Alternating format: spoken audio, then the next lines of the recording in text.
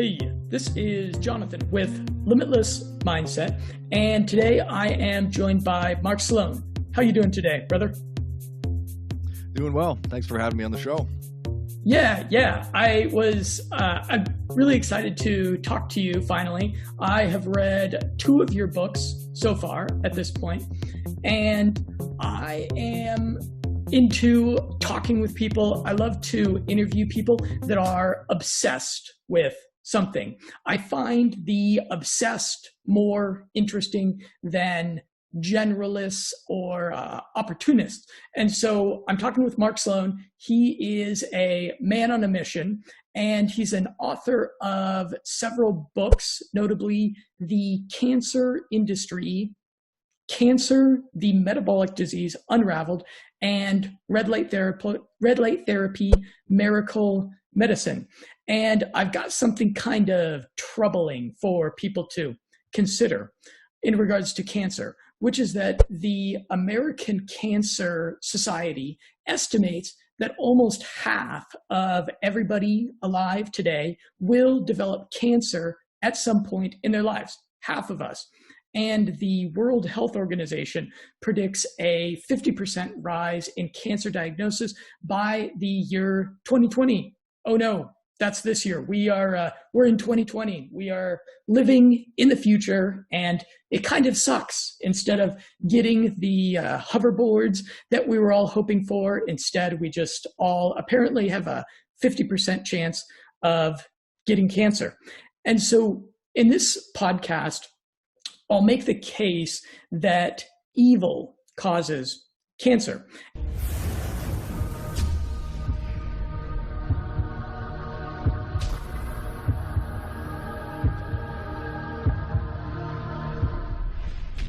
And this is something that I picked up from Mark's book. It's kind of the conclusion that I reached from your book. He has this book, The Cancer Industry, that I would urge that really everybody read. And I don't recommend that everybody read every single book that I review.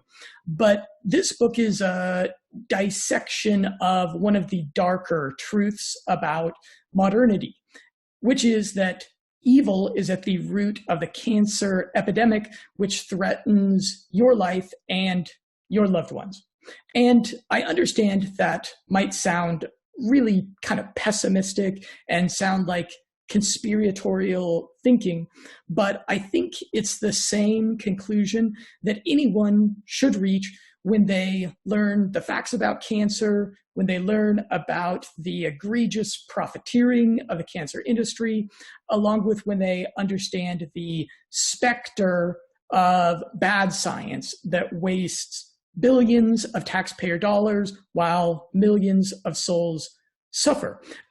So this podcast, though, is not all going to be like depressing, hope-crushing black pills. In fact, I think we have some pretty good news to share here, and we've got some practical, evidence-based advice that should empower anyone who is worried about cancer.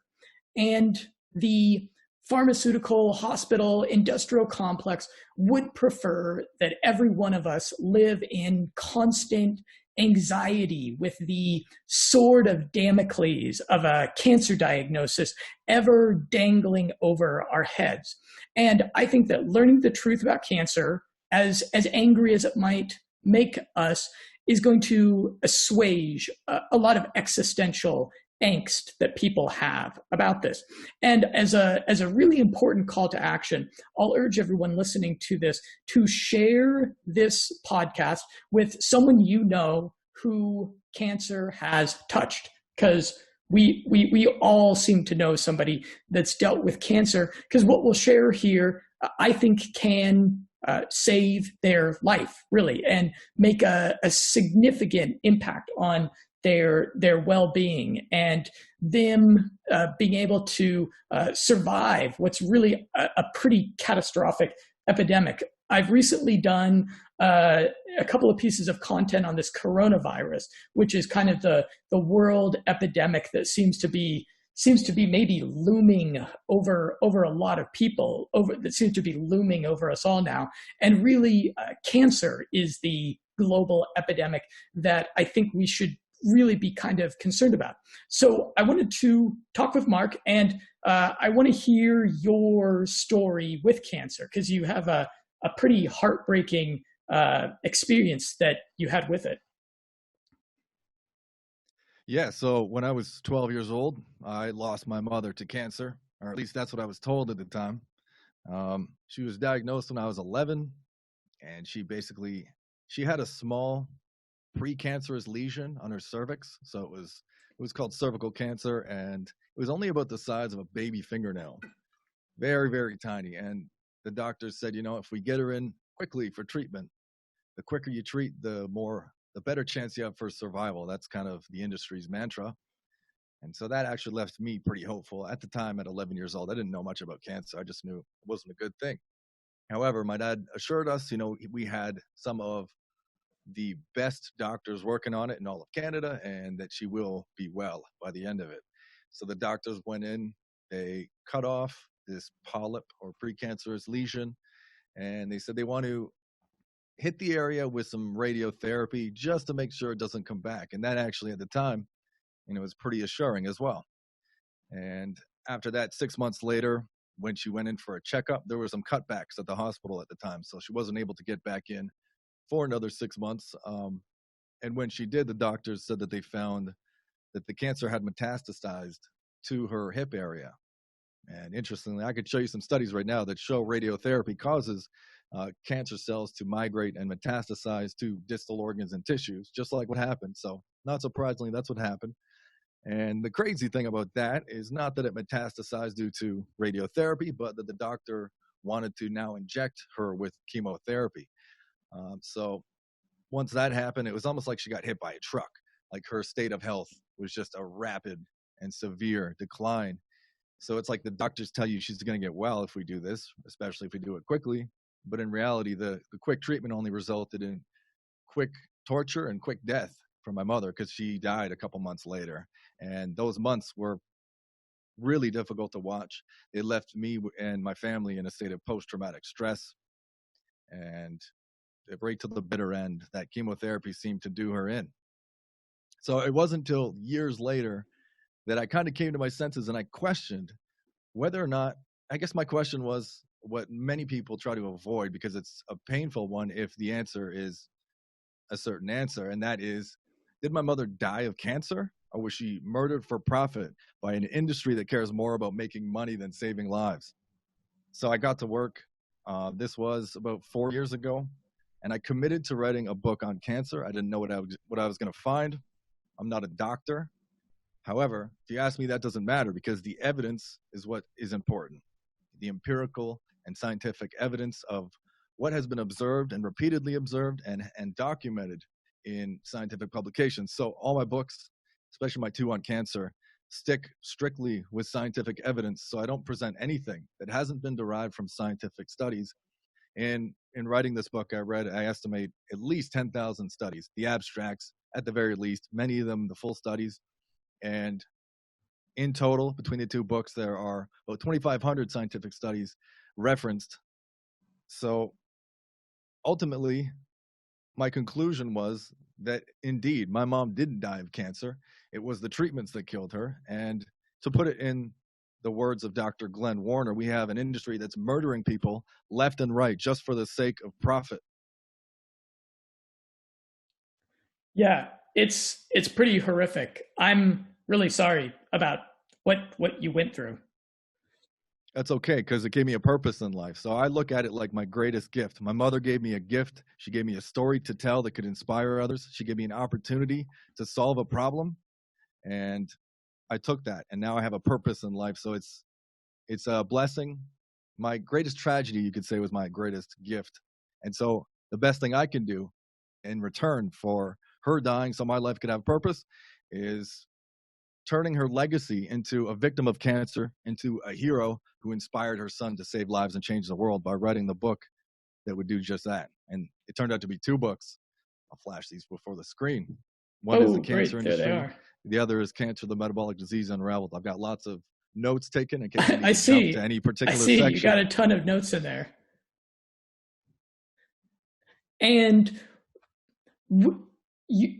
I find that a lot of families, if they struggle with cancer, if they get past it, if they beat it, like my family was so we were so fortunate.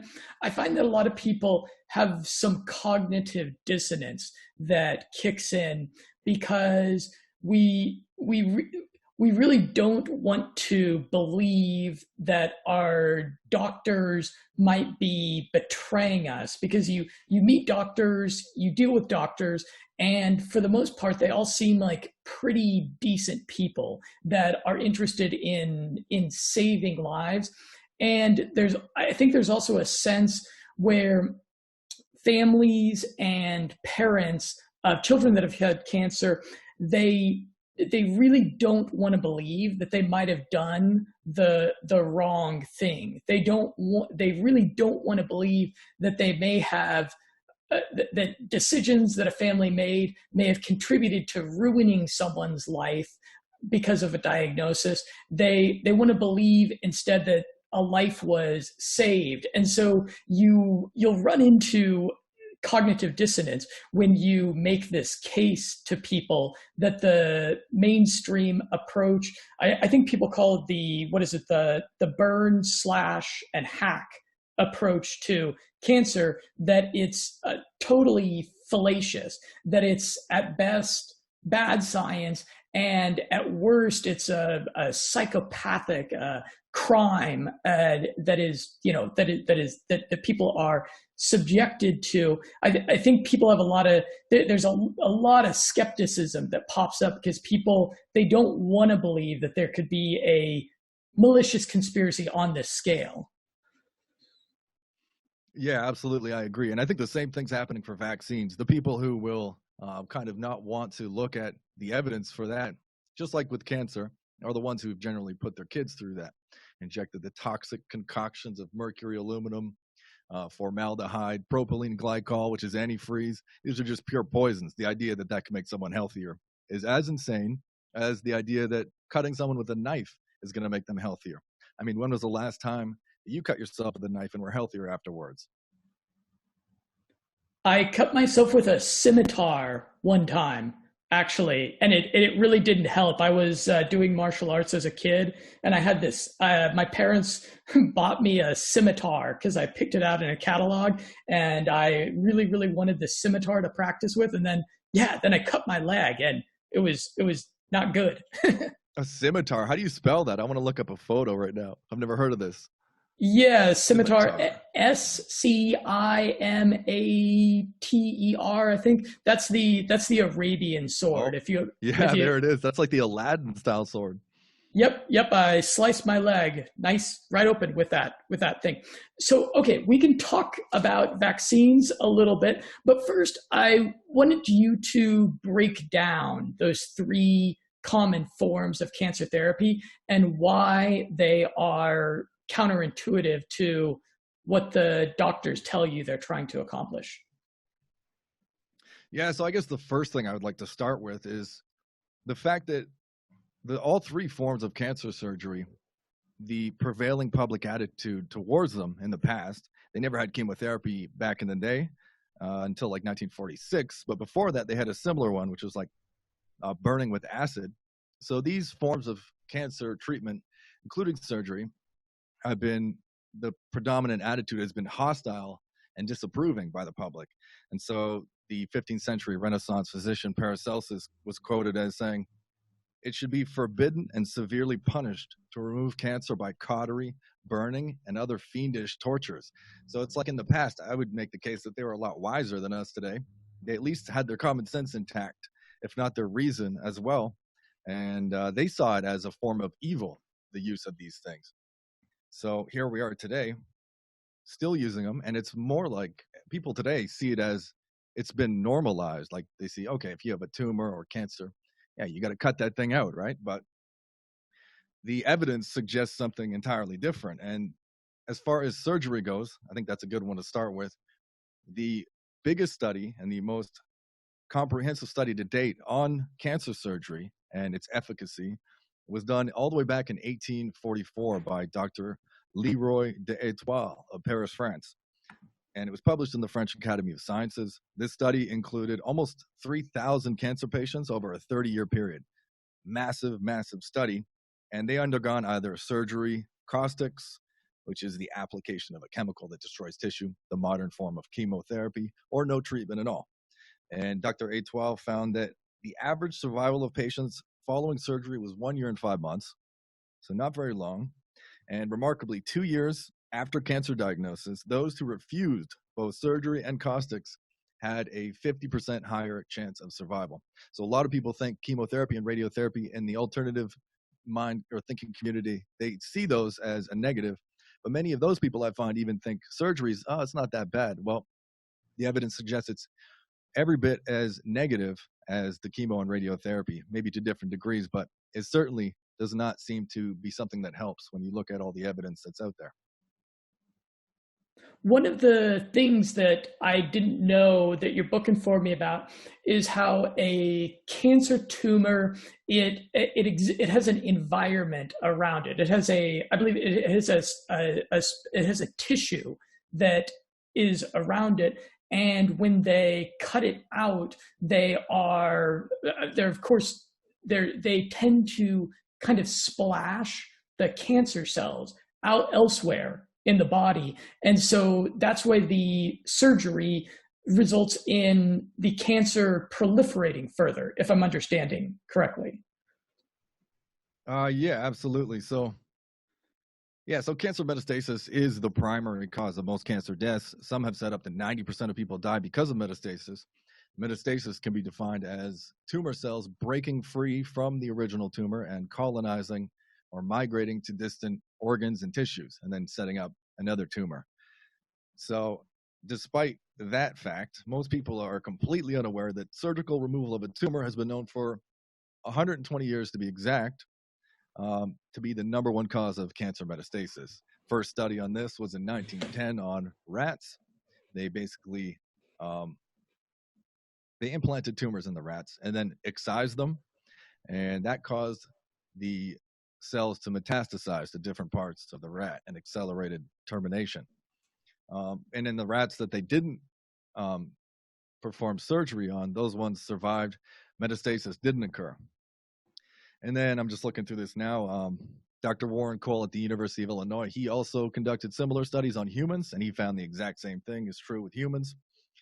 German professor of radiology, Dr. Ernst Krakowski, he studied this as well, and he had a very important message, and that was this, and I quote, "Therefore, it should be of great concern to therapists as well as patients that already more than 30 years ago it was conclusively shown that cancer surgery is the main cause of metastasis. However, this research was completely ignored by the profession. It was just too awful to contemplate, and patients never got to know about it."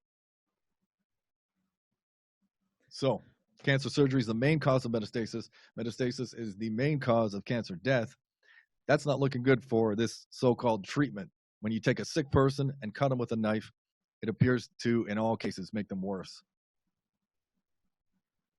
My little brother, his experience was, I think it was a quintessential example of what you're describing here. He was 17 years old. He was a pretty healthy kid. He played high school football. He was pretty popular, real happy, happy-go-lucky kid. And his knee started hurting one day.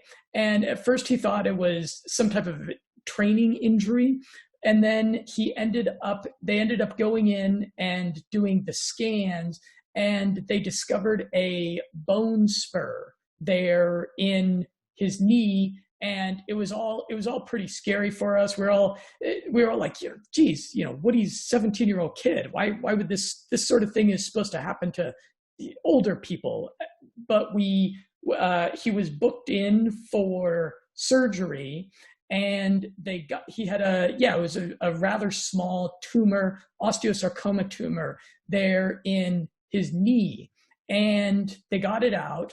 And they said, everything's fine. We caught it early. And then I think it was about 6 months after that, he developed cancer tumors in his lungs. And he and that was like when we really kind of got very afraid, and we were starting to, we were considering the worst, right? And then they did surgery of the tumors in the lungs, those were larger tumors. And then after that, this all dragged on for about 5 years, I believe. After that, they discovered a larger tumor that was in his knee. And so the first knee surgery that they did, they gave him some type of prosthetic knee. They had to remove the knee and give him a crappy knee, and he had to quit all his sports, quit all his athletic stuff that he loved doing, and walk around with a cane. And he also began chemotherapy at that time. He started doing chemotherapy, and of course he hated it. He lost his hair. I remember the other kids on his football team, they, in a great sign of solidarity, they all shaved their hair like him. They all shaved their hair bald like him so that he would be supported, which was great. It's amazing how community rallies around people when they have cancer. But I think that the chemotherapy probably caused another tumor, and so he ended up with a much greater tumor in his knee. And the hypothesis of the doctors was that this tumor in his knee had been there all along, and that was kind of seeding the tumors in the lungs. And so at that point, they had to amputate the leg. So he lost his left leg, and after that, we all prayed a ton. He went through, I think, 12 rounds of chemo total. He took a million weird drugs that I couldn't even pronounce the names of. He would hallucinate, which apparently he actually found that part kind of amusing. But he was in pretty bad shape for about 5 years. And fortunately, he has been in remission now, I think, about 12 years. Wow. Man, sorry to hear that, but glad he made it. I could put some insight into that might be of interest to you. So yeah. It's important to know what a tumor is and what a tumor isn't, what a cancer cell is and what a cancer cell isn't as well. In this case, we'll go with tumors because your brother had one in his knee. And you said that began with an injury in his knee, did you not? No, it didn't begin with an injury. He thought it was an injury because he was doing sports. He thought it was an injury. Okay, interesting. So this takes us way back to the 1860s when a German physician and many more things, anthropologist, pathologist, prehistorian, biologist, writer, editor, and politician, Dr. Rudolf Virchow. He worked with a lot of cancer patients in his many years as a physician. And their cancer was obviously a lot less prevalent than it was today, but he saw many of them. And one of the things he found was that tumors form at the sites of chronic injuries. He found that this was so common that an injury was a precondition for tumor formation that he actually published this hypothesis. In 2008, Swiss researchers acknowledged the remarkable similarities between wound repair and cancer as well. So basically over the past 150 years, and I've got about 20 studies referenced here, experiments have revealed that there's virtually no difference between a wound and cancer. So a tumor can be thought of as an unhealing wound. And that's the core of the issue. This culture and the cancer industry and the governments and the media, which all support the industry over people, they seem to promulgate this idea, this philosophy on cancer, that cancer is something completely foreign to the body that grows in there, and they claim it's as the result of genetic mutations. It's not a genetic disease. They do claim it is, though. The evidence is pretty clear on that. However, what I'm trying to get to here is that cancer is not some kind of monster that grows inside the body that's trying to kill you. And the idea is that you have to kill it before it kills you. That's how you justify the use of knives, ionizing radiation, and poisons as treatments. But in reality, all the markers that doctors look for when diagnosing characteristics of cancer are indistinguishable from a wound. And so I guess I should continue with that a little bit closer. So that was 1860. Dr. Otto Warburg, many people who have researched cancer, at least a little bit, are aware of him. And one of the things he found when looking at individual cells within a tumor was that they had dysfunctional metabolism. So their mitochondria were damaged. And so Rudolf Virchow's research showed that tumors were a collection of damaged cells. Warburg's research looking at individual cells found that they were metabolically damaged cells. So basically, all across the board, the research on anyone who has been able to fund research on the metabolism of cancer has come to the conclusion that what these are and what tumors are damage. So with that in mind, treating damage, like mainstream oncologists are taught to treat damage with treatments that cause damage. That's the sum of their medical intelligence and how insane the industry is. Yeah, it's pretty nonsensical when you put it that way. Of these, okay, of the mainstream forms of treatment, are there any instances when they should be considered, do you think? In my opinion, I don't think anyone has ever benefited from surgery, chemotherapy, or radiotherapy. I think if someone survives, people have survived these, and those are considered statistically as a cure. However, I think if someone survives, it's because they are incredibly strong, not because the mustard gas chemotherapy that they injected into them had some kind of medicinal effect. I think in all cases, these things do nothing but damage.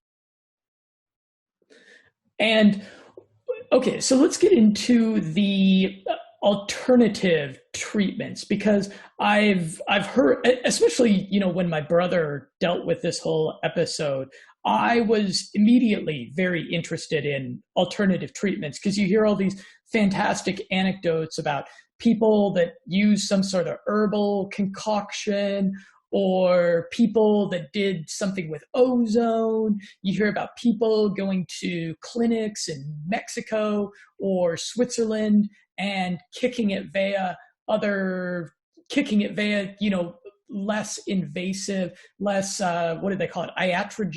Less iatrogenic forms of therapy.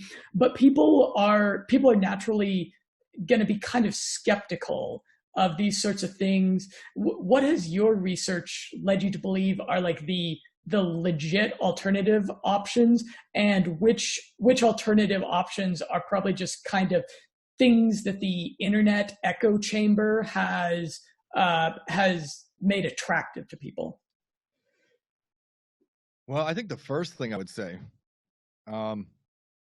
just to cap off, and we could definitely get back into chemotherapy or radiotherapy or screening tests for cancer if you want, but I think a good way to cap that off, and one of the best ways to prevent death from cancer or being diagnosed with cancer, is this. Dr. Hardin B. Jones, U.S. leading statistician for over 30 years, he conducted a multi-decade study, 25-year study, on looking at cancer patients who were treated versus the untreated. And he presented his findings at a 1969 seminar for the American Cancer Society. And his conclusions were as follows. Here's a quote for you. My studies have proven conclusively that untreated cancer victims live up to 4 times longer than treated individuals. If one has cancer and opts to do nothing at all, he will live longer and feel better than if he undergoes radiation, chemotherapy, or surgery. So right there, you have a 400% increased chance of survival just by doing nothing at all. So that, for me, that's something. The first step, yeah. Avoid the slash, cut, and burn. You'll have a lot more money too. Absolutely, yeah. Better outlook on life probably as well. So I think that's step one. And then continuing with the line of thinking before that, a tumor rather is an injury. The opposite of a wound that won't heal is a wound that will heal scarlessly and perfectly. And when you look at, there's some interesting research in the human embryo as well as fetuses of mice, rats, pigs, and monkeys. They've all been tested for this. Kind of, the morality or ethics of these studies where they go in and slice a fetus with a knife and to see its effects and how that thing will heal is kind of unethical. However, they've been done. A live fetus? A Yeah, mouse or a human?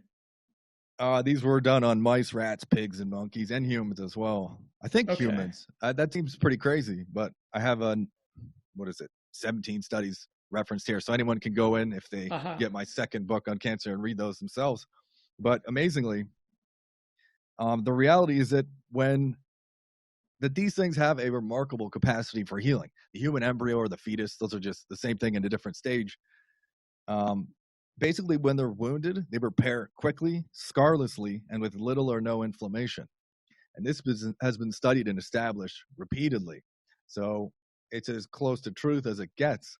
And so the question is, what is the difference between an embryo? Why can it heal perfectly and scarlessly? And why does a tumor wound not heal?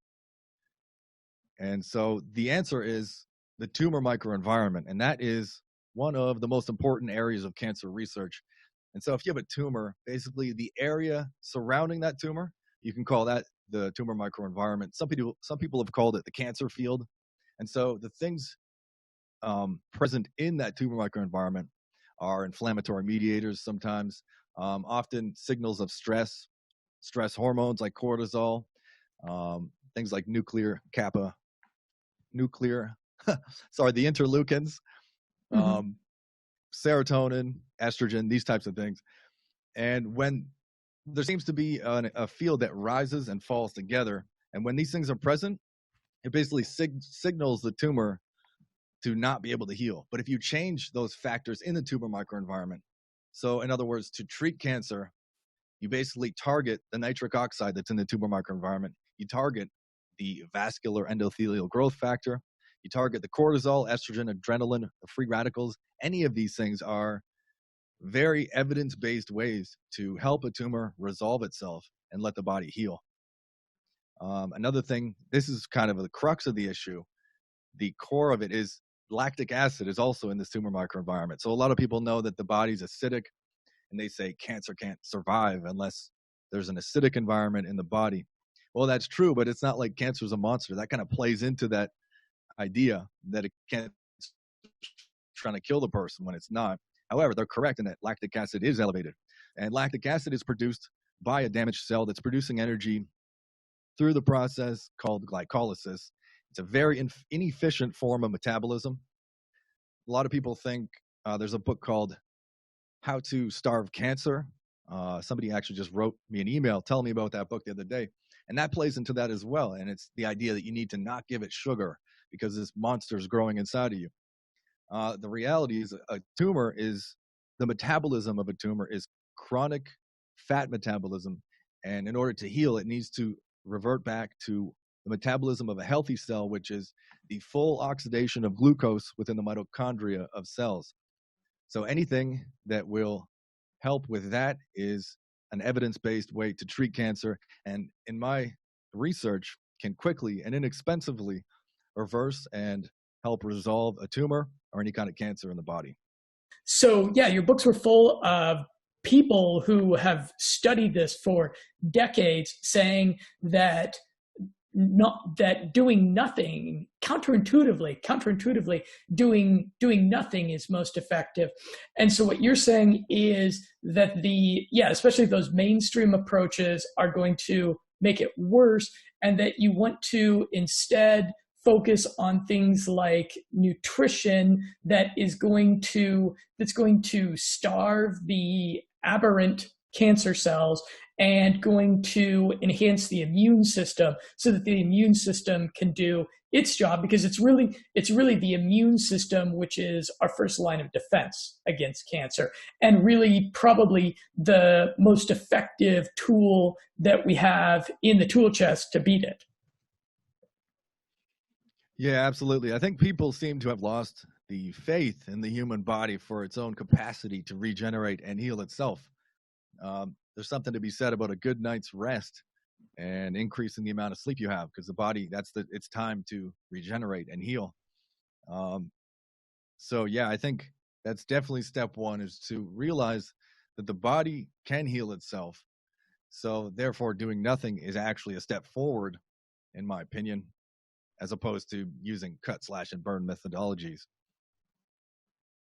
And tell us about mammograms. Mammography.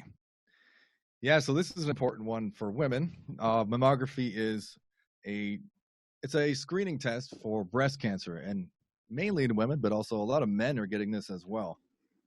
So it uses x-rays. So it's an x-ray image of the woman's breast, and using that x-ray, doctors look to see if there's any cancer in the breast.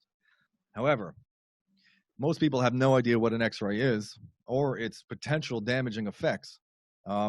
X-rays and gamma rays are what are used in radiotherapy. That is a much higher frequency, a much higher dose of x-rays than you get with a simple x-ray image. However, research is showing that even the small, low-dose ionizing radiation is something to be concerned of, and it's questionable whether people would even want to engage in mammography if they understood how damaging and its potential consequences it can be. So you referenced in your book I think it was a Swedish study where they were looking at how it was a real, I believe, okay, they did a statistical analysis of a very large group of women, and they looked at 10 years previous, and then they did a 10-year follow-up. And they found that the women who were getting their mammograms on a yearly basis, I believe getting their mammograms as frequently as the mainstream recommends, that they ended up being diagnosed. It almost seemed to be an inevitability that if you got mammograms very frequently, you'd end up with breast cancer. Yeah, exactly. So the big screening test for women is mammography. The big one for men is prostate screening, which is the PSA test. And so the way that the cancer business makes money is by having a steady flow of customers like any other business. And these screening tests, mammography and the PSA, are the ways that they lure in their potential customers. So in other words, if you don't get these screening tests, you can't get diagnosed. But what's important to understand, and when you look at the research, most rational people will conclude that these things are doing far more harm than good, including Dr. Peter Gotcha from the Nordic Cochrane Center. He concluded after doing a review on mammography in the early 2000s that the annual routine use of mammograms to diagnose breast cancer is unjustified, because as the research has shown, in 2012, there was a study published in the New England Journal of Medicine that concluded 1 in 3 women diagnosed with breast cancer by mammography have been misdiagnosed. So with the PSA and with mammography, there is a massive amount, including millions of people in the last 30 years. 1.3 million women, it has been estimated, have been misdiagnosed with breast cancer in the last 30 years due to mammography. And of course, they end up getting the surgery, the chemo, and the radiotherapy, the whole works, which costs an unbelievable amount of money. And for some, it costs them their lives. For those who do survive, they end up with crippling side effects many times for the rest of their life, and disfigurement, because oftentimes double mastectomy is used as a surgical adjuvant to the chemo and radiotherapy. And that is quite the horror story as well, because many women return to plastic surgeons because they feel so self-conscious after losing their breasts. And the amazing thing is that, and this is horrendous, because after this happens and they get breast implants to try and compensate for the loss of the breast, this actually increases their anxiety, depression, and loss of self-esteem.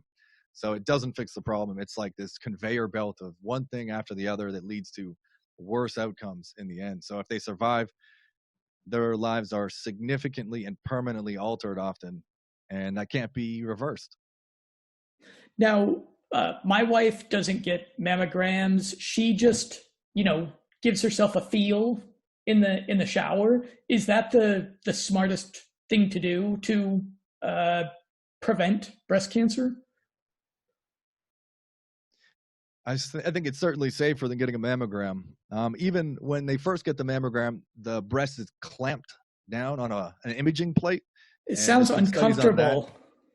Oh yeah, uncomfortable, painful. It has been described as, and if there is a tumor, this is what studies have shown that can actually cause it to metastasize. So just the slap from putting the breast on the imaging plate, even before the image itself, Really? can cause a tumor to metastasize even before the image or anything like that. So how is that worth it already? Let alone the low dose of ionizing radiation, which according to Samuel Epstein is 1,000 times the dose of a chest x-ray. So it's actually quite a high dose. 1,000 times the dose of a chest x-ray. Indeed, for one mammogram, which is why, like you were mentioning, there were studies that were showing like over the course of 10 years of a woman getting a mammogram consecutively, the chances of being misdiagnosed is as high as 100%. Yeah, it's a tremendous business model. I can see why the stock market prices are so high for these companies. They've really got it figured out. Absolutely. It's like some venture capitalists, entrepreneurial pharmaceutical types, wanted to cash in on the baby boomer generation. There's a lot of money to be made there. I don't know if their intent and purpose was, let's use an inefficient style of diagnostic test that will overdiagnose people because we'll make money, or it just kind of happens that way. But that's kind of what's happening. That's the situation we're in, and it's no better for the PSA test. We can go over that too if you'd like. Yeah. Tell us about prostate cancer. Okay, yeah. So no matter how this comes out, I just want to say everything that I'm about to talk about, everything you could ever want to know about the PSA test is in this book. If you breathe, you need to read it at some point. It could easily save your life, if not just for this prostate cancer screening test and mammography section alone. So with that in mind, I guess the amazing thing about prostate cancer and breast cancer, and I do write this in the book, for prostate cancer, the amount of men that will actually die from the disease, and this has been studied when you compare, or after a 10-year follow-up, after being diagnosed, ones who were treated versus untreated, only 2.4% of men will actually die. So that means you have around a 98% chance of surviving a diagnosis of prostate cancer. 2.4%. Yeah. Wow. 2.4% chance of death. So how does that justify ruining your life? Because the two main side effects, I guess if you have prostate cancer, what they're going to do is they want to either radiate your prostate, which is a small gland between the anus and the penis, I guess, right in that chota region, for lack of proper scientific term. Yeah. So either they surgically remove the prostate or they radiate it. And sometimes they use robots to do the surgery, which they claim is much better than when a human being does it. But the evidence suggests it's not. So whether it's radiotherapy treatment, whether it is surgery by a robot or by a human, the two most common side effects from this are urinary incontinence and impotence. So in other words, many men who have gotten their prostates surgically removed or radiated are having to wear diapers for the rest of their life because they cannot hold their pee. So it robs them of their bank account and their dignity and their relationships because they cannot now make love to their wives because they are now impotent. And so Dr. Richard Ablin, the founder of PSA, he invented the PSA test, and it was never intended to diagnose cancer. It has nothing to do with cancer. That's the crazy thing about it. He wrote a book called The Great Prostate Hoax. You might find that at your local library, amazingly. I was happy to find it here. And the most important information as far as a practical standpoint, as far as what you need to know in order to decide if you want to get a PSA test, is in my book. However, if you want to learn the history and how the industry hijacked his PSA test and started using it inappropriately to diagnose cancer, I recommend that book, The Great Prostate Hoax by Dr. Richard Ablin. So fascinating read, but I'm trying to think where I was going to go with that. Yeah. Sorry, okay. So if I go and see my physician for my yearly checkup, and the physician asks me, says, hey, why don't you flip over so I can check your prostate? Should I just tell him, nope, not worried about it? What I would suggest is asking him, like, what evidence do you have that this is going to benefit me, or what are the potential risks associated with this test? Because as a consequence of using the PSA test, like 85% of men diagnosed, up to 85, don't have anything that will ever harm them, ever. They could go to the grave with it and never have any kind of symptoms. And another amazing thing is that most men, like 66% who get the PSA test, they're not even aware that they've had it. So if you get an annual checkup with your doctor, there's a good chance that he's going to do the PSA test without you even knowing it. And so it is a blood test. And so I would recommend asking the doctor if he's going to do the PSA test if you decide to get an annual checkup, and full disclosure on the potential side effects of it. And then, of course, read this book and compare what he says to what the evidence and the scientific literature says. Chances are he doesn't know much more about it than you, is my guess. And it's very important to know the potential consequences of this before you get into it, because it can ruin or even end your life in some cases. Yeah, that's really terrible that so many men do such damage to that part of their body, that they do such damage to their manhood because of this a fallacious test where they're going to have what would that come out to? 97.8 chance of survival. I'll take those odds every day over, allowing a knife or radiation nearby that region of my body. Yeah, absolutely. If you will, I would love to describe the process of a PSA test. It's useful to know how it all works, because there's a few steps on this conveyor belt towards prostate removal. So during the biopsy, or I guess first you get the blood test, and you probably wouldn't even know that's going to happen. So make sure you know before you're going to get involved in this. I'm not saying don't do it. I'm saying look at the evidence and decide if you want that first. So it begins with a blood test. And then if they suspect, there's this arbitrary number that they look for when they look at your blood. What's it called? Yeah, so there's like a PSA level. If it's 4 or higher, then you'll get referred to a urologist for a biopsy. And so, however, the biopsy is not accurate either. Urologist Dr. Thomas Stamey has said you can biopsy according to whether a man has blue eyes or green eyes and get the same results as biopsying according to the PSA. So it itself isn't accurate, but the biopsy process is something that you need to know because it sounds really painful. I would never do it now that I know what it is. And here's what it is. During a prostate biopsy, a urologist will stick an 18-gauge needle through a man's rectal wall. So they enter through the rectum, through the rectal wall, and then into the prostate glands and punch out core tissue samples. So 6 to 12 times they're punching this thick needle 6 to 12 through your times. rectal wall. Whoa. Absolutely. So they're dragging fecal matter, of course. So there's a higher risk of infection in the prostate gland in the process. And every single one of those 12 punches sounds incredibly painful. So this biopsy can lead to pain, blood in the urine, rectal bleeding, erectile dysfunction, and life-threatening infections. So the biopsy itself, you can die from. That's how serious it is. And I don't think the doctor or the urologist would even tell you what it involves, that biopsy. It just kind of sounds like an innocent little procedure.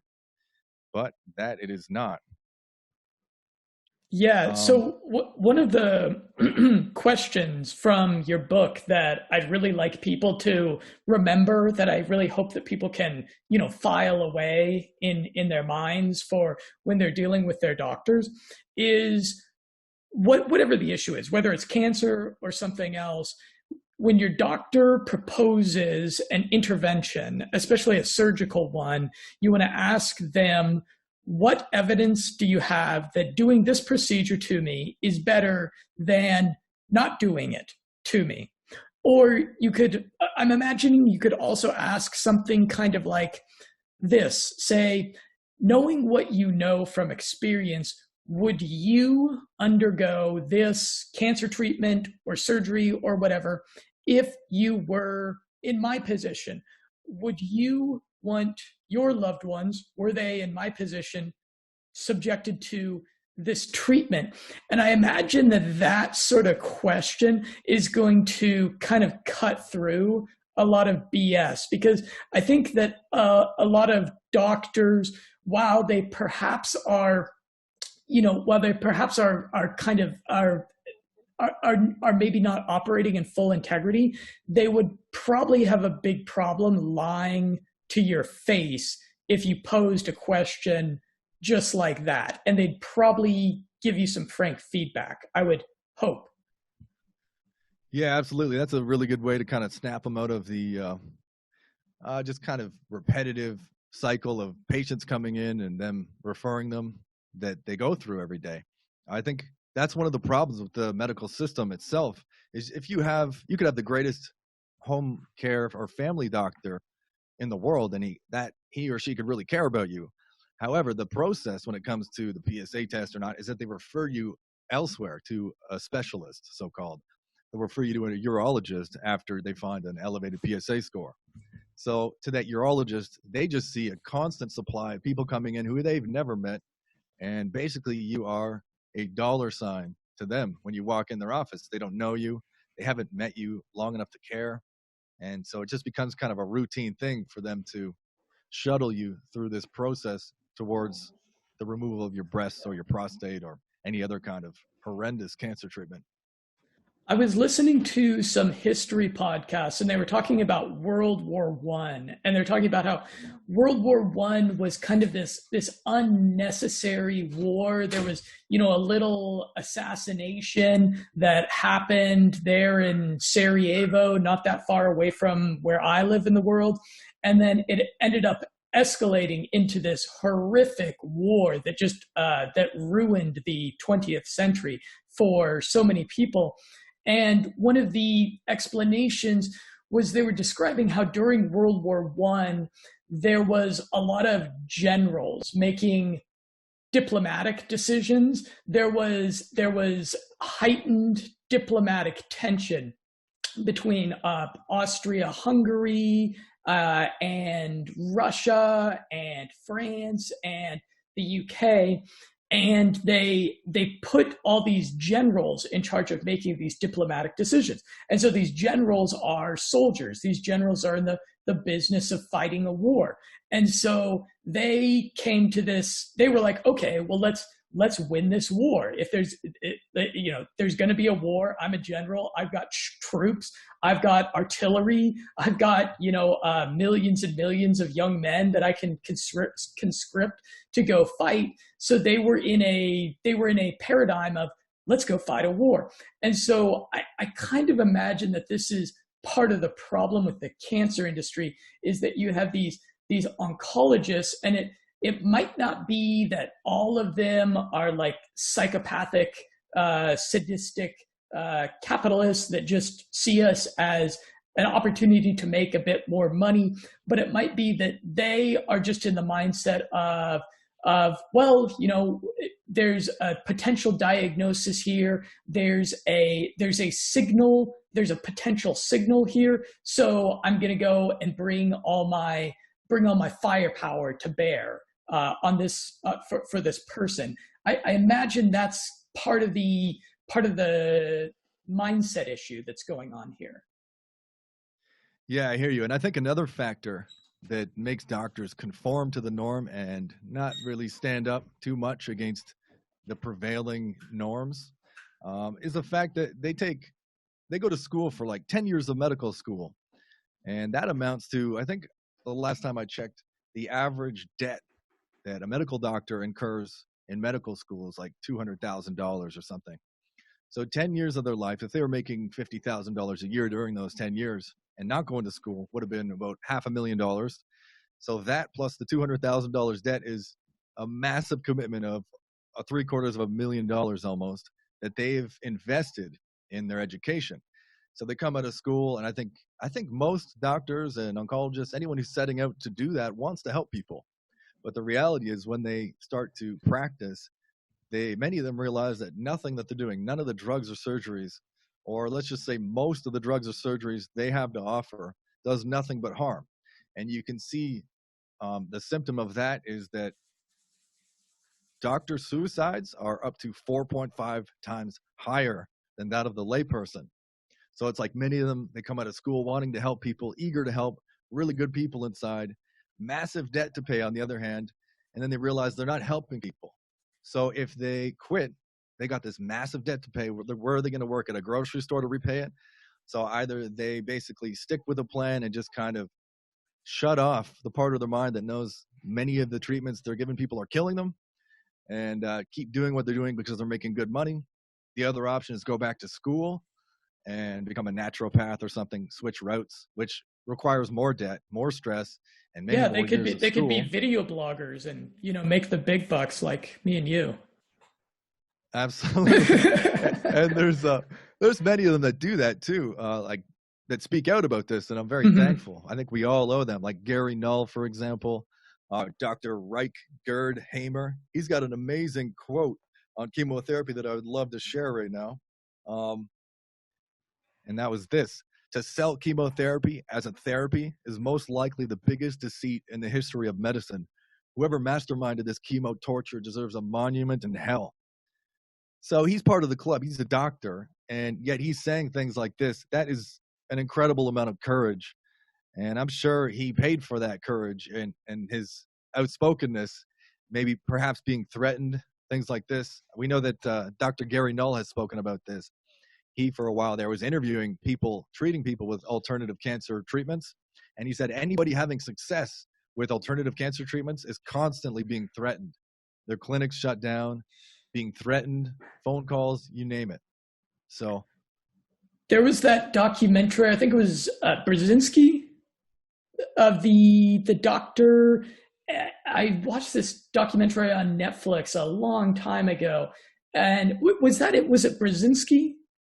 Yeah, that's definitely one of them who's having some success, and he had like armed raids on his clinic.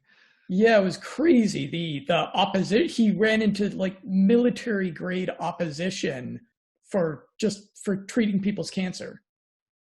Yeah, absolutely. There's a Dr. Andrew Whitaker who is like looking into everyone who is treating cancer holistically.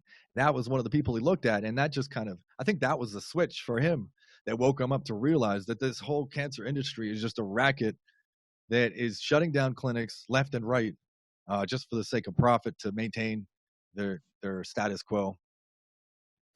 So after I read your book, I was doing a lot of thinking about this because it's just it's hard to countenance this level of evil. And so I will chat with my wife from time to time about these kind of morbid red pill sort of topics, things like vaccination, things like the sick care pharmaceutical industrial complex, things like corporations destroying the environment, the depopulation agenda, the military industrial complex. And a lot of times my wife is astounded that people could be evil enough to perpetuate such vast suffering on their fellow human beings. And that's kind of what a lot of people wonder is, like, day to day, most of the people that we know, most of the people that we deal with are like decent people. And so it makes you wonder if there are like vast numbers of doctors, scientists, corporate executives, and politicians that are just these sadists that get off on human suffering. Or maybe is it that the libertarians are right and that all of the evil in the world is just because of bad systemic incentives? What's your take on that? Yeah, that's a very interesting question. I kind of jump back and forth from that too. The surface level of the cancer conspiracy is certainly that it is about making money. But the more you research, the more you see a type of evil that you could probably not fathom if you haven't seen it. And I think on a spiritual level, like, there is so much more to this existence than that which we can see, feel, hear, touch, taste. Yeah, our totally. 5 sense reality here. And I think on a spiritual purpose, the evil that's in this world, that you can see it when you pretty much investigate any event or any industry in depth, like the cancer industry, is there to kind of wake us up and make us better people. So I think on some level, yeah, they're trying to make money, and that kind of perpetuates itself. Hospitals have massive amounts of money invested in radiotherapy equipment, which costs millions, by the way. So if they don't pay their monthly bills for these radiotherapy equipment, then they go out of business. So that's one force. It's the money for sure. But I think I do agree with you on some level. I think there is a small group of people in this world who absolutely love the fact that they have brainwashed people into basically paying money to kill themselves using these treatments that cause death: surgery, chemotherapy, radiotherapy. When you hear doctors talking about what it takes to become a doctor, and so they have to spend the requisite 7 years in school, I had my best friend for a couple of years was a guy that was entering dentistry, and I remember it was an incredible amount of work that he had to do in college, and then once they graduate college, then they have to do their residency in a hospital.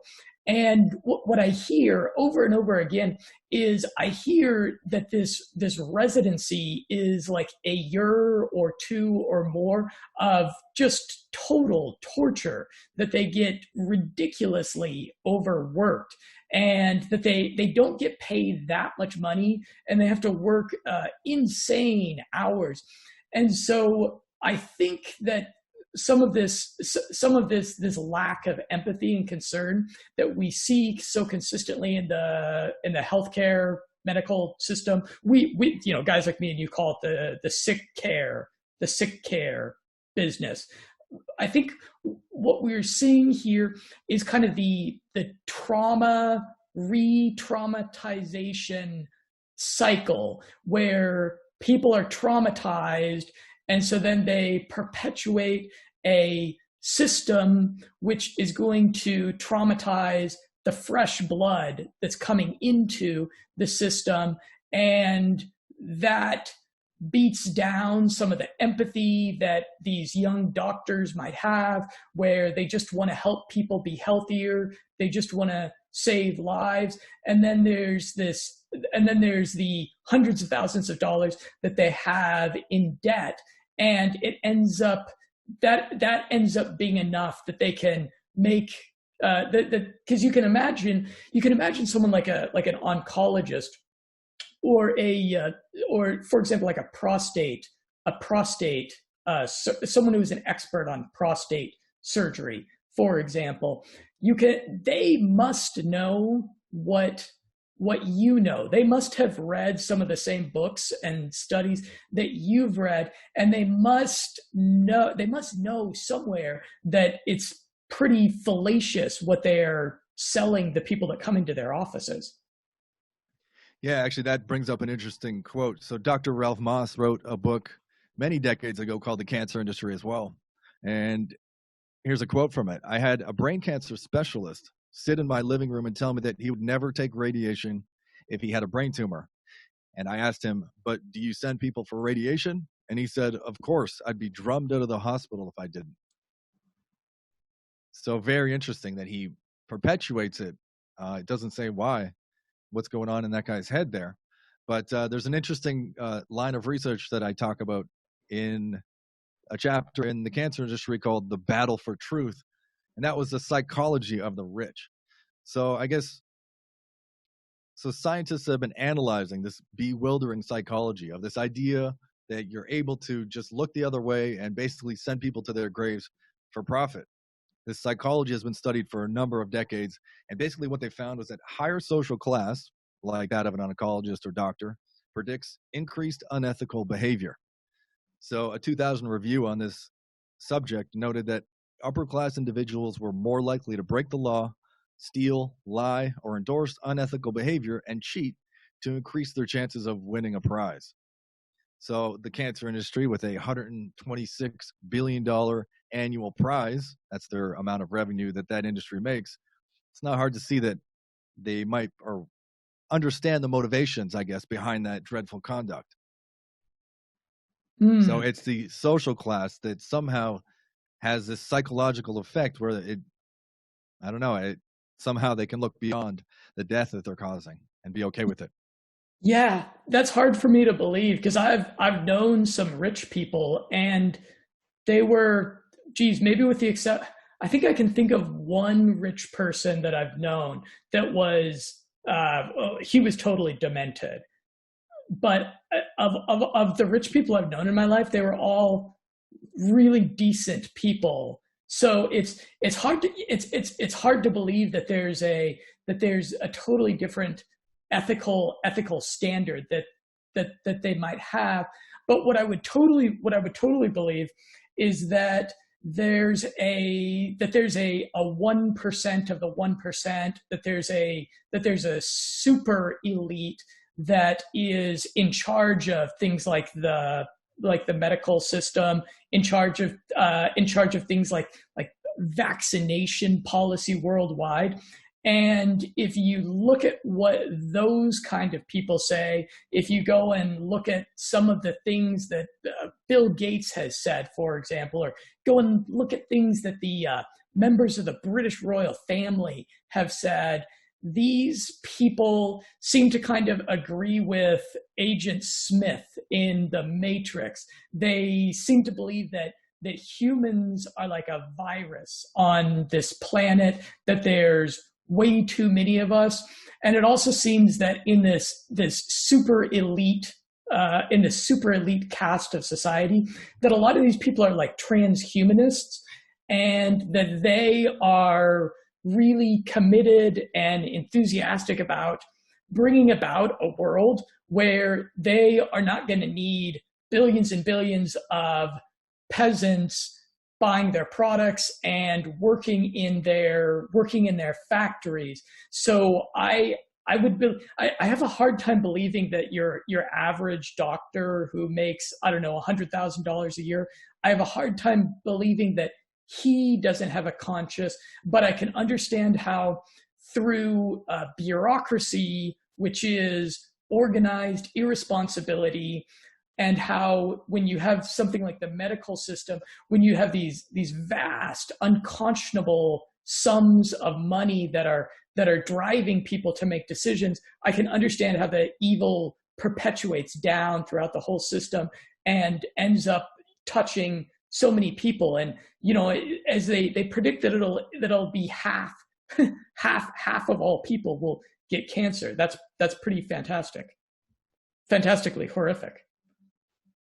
Yeah, absolutely. Especially because nobody actually dies of cancer.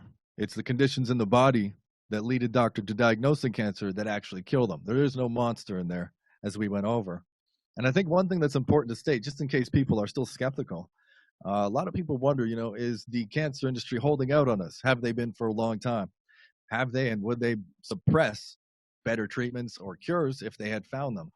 And interestingly, there was an official U.S. government investigation into the cancer industry in the early 1950s. It was launched by the prominent U.S. Senator Charles Tobey. He launched an official investigation into the cancer establishment.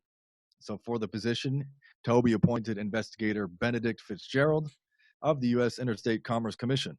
And the findings of his investigation, he titled the Fitzgerald Report. These were presented to the U.S. Senate in 1953. Interestingly, though, the Senate took no action, and the inquest was never actually made public until there was a Dr. Stan Monteith, through the Freedom of Information Act. He liberated this report over 50 years later. And here are some of the conclusions that Benedict Fitzgerald made in the Fitzgerald Report. My investigation to date should convince this committee that a conspiracy does exist to stop the free flow and use of drugs in interstate commerce, which allegedly has solid therapeutic value. Public and private funds have been thrown around like confetti at a country fair to close up and destroy clinics, hospitals, and scientific research laboratories which do not conform to the viewpoint of medical associations. There is reason to believe that the American Medical Association has been hasty, capricious, arbitrary, and outright dishonest in an interstate conspiracy of alarming proportions. Behind and over all this is the weirdest conglomeration of corrupt motives, intrigue, selfishness, jealousy, and obstruction and conspiracy that I have ever seen. That was in 1950.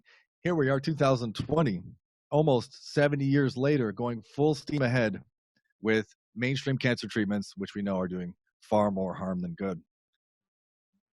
So imagine, Mark, having wrote these books, you probably receive emails with some frequency of people saying, oh my God, I just got diagnosed with cancer and I really don't know what to do. I really don't want to do the hack, slash, and burn treatment, but I'm scared. What do you recommend that I do?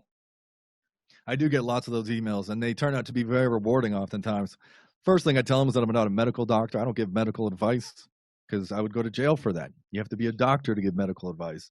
So I always recommend to ask their physician, but I do inform them and arm them with information so they can help, so that can help make them, that will help make them make an informed decision about what they want to do and the chosen course that they want to take. As soon as somebody messages me and says they have cancer, I automatically send them a free copy of my book, The Cancer Industry, because it's that important. I want to make sure that they're informed so they don't make a mistake that they can't reverse. So that is step one. And since I also have a book on red light therapy, oftentimes they've already read that and they see the potential. So sometimes they get a red light and test that out. In fact, I've had a couple from Australia recently that messaged me, and the wife had breast cancer. The husband, he used to skateboard quite a bit. He said he broke his wrist countless times, and it's always hurt him. He's been unable to play guitar because of it, and he's also off work because of a collarbone injury. He broke it on the job. So he applied it to his wrist, and within a week or so, he was jamming for 2 hours with his best friend on guitar, and his friend was shocked. He applied it to his collarbone. The pain went away, and it healed up within a few weeks as well. And the doctor was shocked when he had to tell or write a note saying he's good to go back to work and done with this workman's comp. The doctor was shocked that he healed up so quickly. His wife had been applying it to her breasts, and within a matter of weeks, now she has said that she feels she is cancer-free. They have an appointment with the doctor next Thursday. So that follow-up will determine what's going to happen next, or they will determine what's going to happen next based on that follow-up. But I'm interested to hear in what happens there and to see if the doctor is once again shocked. And at that point, I'm going to ask him if I can publish that as a case study. And if so, I'll make a video on it as well. So anyone interested in that, subscribe to our newsletter at EndAllDisease, and you will be first to know when that has been published. Yeah, your website is EndAllDisease.com. Are you aware of credible case? Hopefully it works out well for that lady. I hope it does. I anticipate it would. Are you aware of credible case studies and or clinical evidence that red light therapy could be a cancer cure? Well, interestingly, there is quite a bit of research on it, but mainly on terminal cancer patients. So cancer patients that they've tried surgery, chemo, radiotherapy. So not people that haven't got those. That would be the interesting type of study. But I'm sure the industry is doing whatever they can to avoid funding those types of studies. Yeah. But what we do know about terminal cancer patients is that red light therapy has been shown repeatedly that it can improve their quality of life. So it reduces the symptoms that they receive. It has also, there is some evidence that red light can cause a tumor to grow. I suspect this is the kind of study that has been funded by the industry. It makes an average of $150,000 per cancer patient, and a red light therapy device can be as little as like $100. They don't want these treatments coming out. So I'm not surprised if these things were fraudulent to try to scare people away from red light. But the reality is red light is very well established to speed up and accelerate the healing process of things like wounds, which is what a tumor and a cancer cell is. So it might be the most efficient way to reverse cancer. So I wouldn't be surprised going forward if I see a lot more people reach out to me, if not officially publicized studies on it. We'll have at least some empirical and anecdotal evidence, I'm sure, coming out not only through my website and people reaching out for me, but people who are so thrilled that they've saved their own lives with red light therapy, that they make their own YouTube videos and things like that. I'm sure we'll see lots of that going forward. So as it stands, red light is probably best as a cancer preventative. That'd probably be the best way to describe it, right? Yeah, I would say so. If I had cancer, I would definitely use it, and probably an hour a day, one or two times. And from my experience with it, yeah, I think it would probably heal things up pretty quickly. And okay, so someone has cancer and they want to treat it in a non-iatrogenic fashion. So they'd be real interested in cutting their sugar, probably totally. Well, I think a better way to approach it is to think of it this way. We are just a collection of cells. Some say 70 trillion. I have no idea how anyone came to that number, but let's just go with that. So we are a collection of cells either way, no matter how many there are. And so there's only one disease, and that is a malfunctioning cell. Either your cells are functioning properly or they're not. So when someone has cancer, they have malfunctioning cells, a dysfunctional metabolism, and the way to heal it is to repair that dysfunctional metabolism by helping the body repair or replace the damaged tissue. Red light is very good for that. One of the things we find in cancer patients that I've mentioned is increased amount of lactic acid. When a cell is damaged, its byproduct or one of its byproducts will be lactate. So that acidity will build up in the body. When a person is healthy, the higher a person's metabolism, the more carbon dioxide they will have in the body. These are the two opposing forces in the body. And if you add carbon dioxide to somebody with high levels of lactic acid, the CO2 will go up and the lactic acid will go down. And that defines a healthy person. So the most efficient way to reverse any chronic and degenerative disease, in my research, is to supplement with CO2 in a matter, and there's many different ways you can do this. This is where sodium bicarbonate comes into play. A lot of people have seen research out there showing that sodium bicarbonate might be a treatment for cancer. People involved with the cancer industry have slandered it. There was actually a special section on the National Cancer Institute's website calling sodium bicarbonate a quack treatment.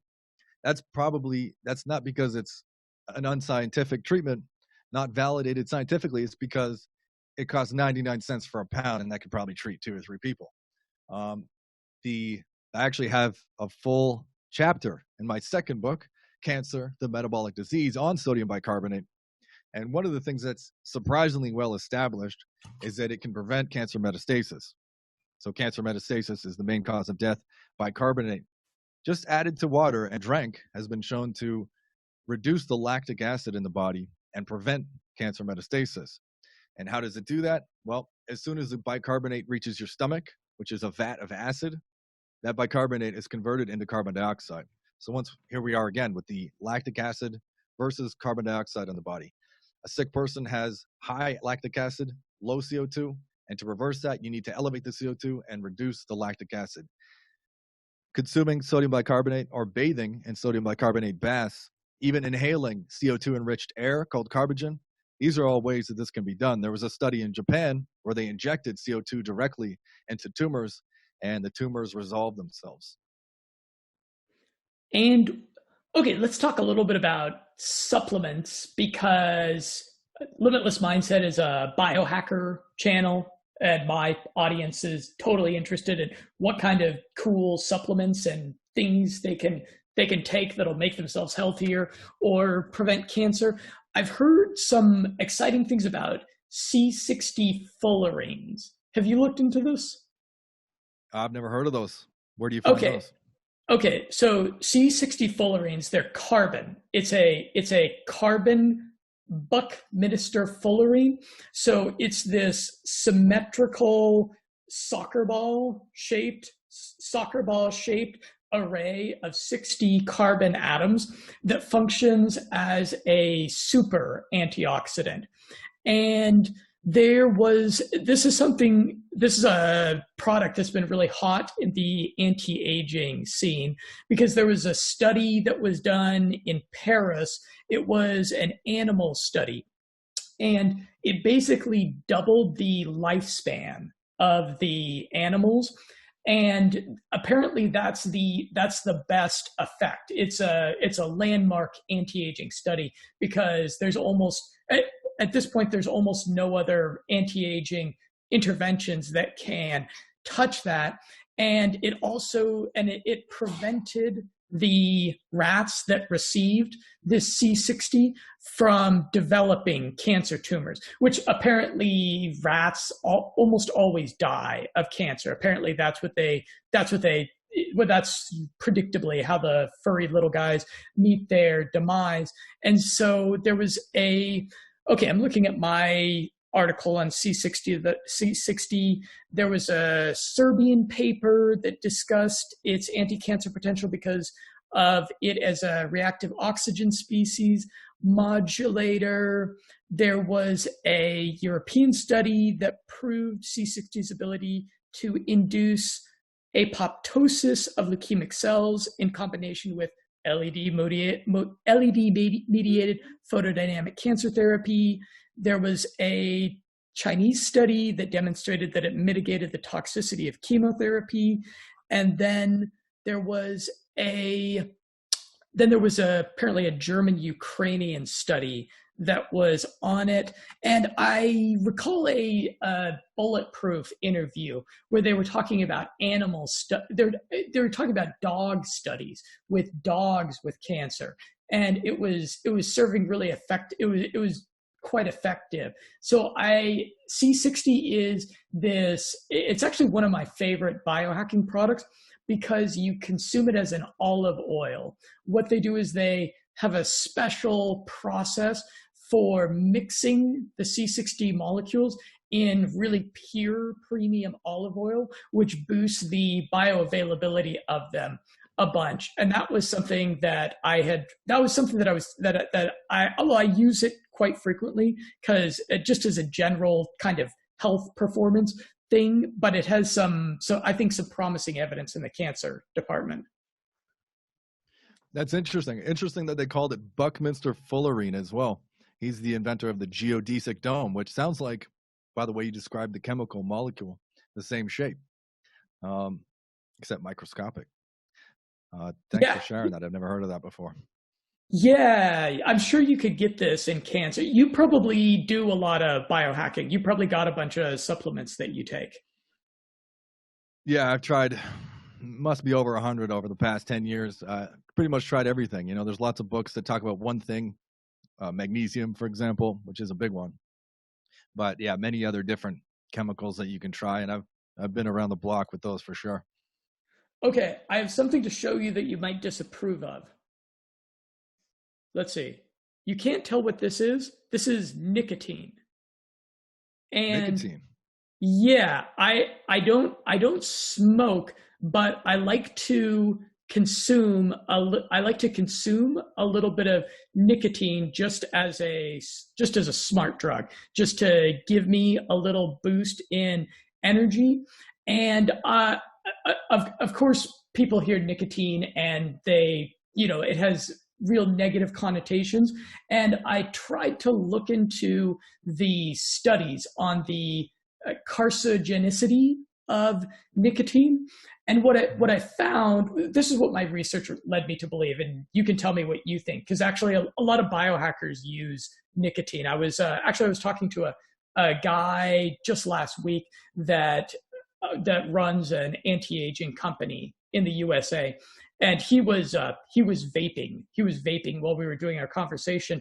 My understanding of nicotine is that nicotine is slightly carcinogenic, that it has weak carcinogenic properties, and that the reason that so many people who smoke cigarettes die of cancer is because they are incinerating and inhaling hundreds and hundreds of unnatural chemicals that are in those cigarettes. And so that led me to the conclusion that it's probably pretty okay for me to use a bit of nicotine if I'm not incinerating it to where it's going to be, spitting off a bunch of free radicals in my system, causing cancer. But I'm curious if you're aware of evidence that nicotine itself is a major risk factor in cancer. Yeah, that's interesting. I think, without a doubt, probably the most toxic thing about a cigarette, a modern day cigarette, because they can be made using organic tobacco. However, I think all the modern brands use radioactive fertilizer. So that can't be good. And then, of course, the products of combustion as well, I think, are toxic as well. So what are the effects of just the active ingredient, the nicotine? And I'm just looking right now real quick because I never actually looked into this, but I think I've heard a couple people talk about it as potentially a good thing. So I think you're onto something there. Yeah, in Dave Asprey's book Headstrong, he talks about it. It has a effect on mitochondria. It does a couple of positive things. It is a nootropic, and if you try nicotine, you might want to try it. You might not, because you're probably pretty conservative with what you do with your health. But it really does stimulate quite a bit of cognition, attention, creativity. You know, all of the great novelists, Ayn Rand, Tolstoy, Dostoevsky, Mark Twain, all of these people were voracious smokers because it's a pretty great creativity drug. So I will use it in cycles. I'll typically use it for like a week, and then I'll run out of the solution, and then I'll give myself a week off of it so that I don't develop too much of a dependency and tolerance. And I would be totally, if someone could show me evidence that the nicotine itself is a serious carcinogenic risk, then I would totally throw it away and never touch it again. But I feel like as a biohacker, I have so many different things that I do that I think are going to make me resilient and resistant to cancer. I take like probably 5 or 6 different herbs every single day with my wife. Every day I make an awesome herbal tea for us that has things like chaga, reishi, ashwagandha, eleuthero, schisandra, rhodiola. I make us this amazing immune tea every single day. And so I think that, and actually I know a lot of people in my audience take nicotine, so this is why I'm talking about it. I think that if you're doing a lot of things to really empower your immune system, you could probably get away with a little bit of consumption of something that's mildly carcinogenic. Yeah, I agree. And I'm looking at a study right now, and what it's showing is that nicotine reduces cortisol production. In my research, anything that reduces stress, which is what cortisol is, a hormone of stress, is going to enhance your metabolism, enhance basically the function of every cell and system in your body. And I think caffeine is similar. Nobody knows exactly how, but it seems to boost metabolism as well. So that's another way, I suppose, that you could enhance metabolism. But yeah, I'm interested in nicotine as well. How has it been in your experience overall? Completely positive or? Pretty positive. The major downside to it is that it tastes pretty awful. I consume it. I have like this little solution is, I think, 5 or 7% nicotine in a PG, VG, propionyl glycol solution. And yeah, it tastes like a punch in the throat. And Ooh. I find it can be a little upsetting of the stomach because nicotine is a poison. So it's typically a good idea to maybe have something in your stomach. I actually find that if I consume the classic cocktail of a coffee and a bit of nicotine, I find that coffee somehow counterbalances a little bit of that stomach upset. But otherwise, it's all upside with nicotine. It's totally energizing. It gives me a little bit more verbal horsepower. It gives me a bit more creativity. I even find that if I do nicotine just prior to meditation, I find that they call it the default default mode network, I think, of the mind, which is kind of like that deep subconscious capacity of the mind to figure out our problems, the capacity of the mind to draw upon millions and millions of items of episodic and semantic memory that are there in the back of our minds. And when you do meditation and you get all of your day-to-day worries out of your realm of concerns, you allow for that powerful unconscious mind to start sending you messages and start giving you solutions to things. And I find that's enhanced a bit more when I'm on nicotine. So I'm a pretty big fan of this stuff. And I think I'll probably continue to use it in the future until I uncover a good reason not to. At this point, unfortunately, my internet connection with Mark got disconnected. So if this podcast has left you with some questions, I would suggest, first of all, that you pick up Mark's book. My favorite one was The Cancer Industry, and it really breaks down the evidence. It's not that long of a book. You could probably read it in a day or two, and I don't suggest that people read every single book that I read. In fact, there's a lot of books that I read that I recommend people don't read, that I say, hey, here's the summary of this. But this book is something I think everyone should read because cancer threatens all of our lives, and inevitably you're going to have a friend, family member, loved one who has a cancer diagnosis, and you're going to go to them and you're going to urge them to maybe not take their doctor's advice, maybe not, subject themselves to the hack/burn treatment, and you're really going to need some evidence to present to them, and that's what you can find in these books. And beyond that, if you have questions for Mark, I'd suggest that you contact him at EndAllDisease.com. He has a great newsletter. I don't really think he's a social media guy, so if you want to talk to him, he is very responsive, but you'll have to get on his newsletter there. And I will just leave you with a final comment from him. If there's one way for me to close this show out, and I would have this to say: the monstrous $126 billion cancer industry, hell-bent on preserving its profits at any cost, continues its murderous rampage to this day. The mind of the beast wells up with excitement at the thought of 50% of all human beings alive being one day diagnosed with cancer. Only an informed population of people willing to stand up for themselves and make their health decisions for themselves can put an end to the cancer industry's reign of terror. With this raging bull charging directly at humanity, the question remains: are we going to continue letting the cancer industry annihilate us and everyone we love until there's no one left, or stand up for ourselves and watch this beast plummet into the eternal, fiery depths of hell?